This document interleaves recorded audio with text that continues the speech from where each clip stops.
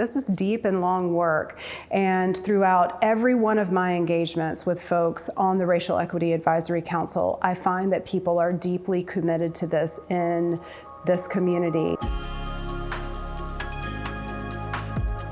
I'm a co-chair on the education subcommittee. One of the things that we realized as a subcommittee early on is that we have to do an effort that maps the educational engagements that are already in play. And so one of the first things that we did, to speak to what it looks like, is engage a mapping project that really intends to look at what educational engagements are available. So where are there already pockets of education for the health system, for example? Where are there pockets of education for faculty?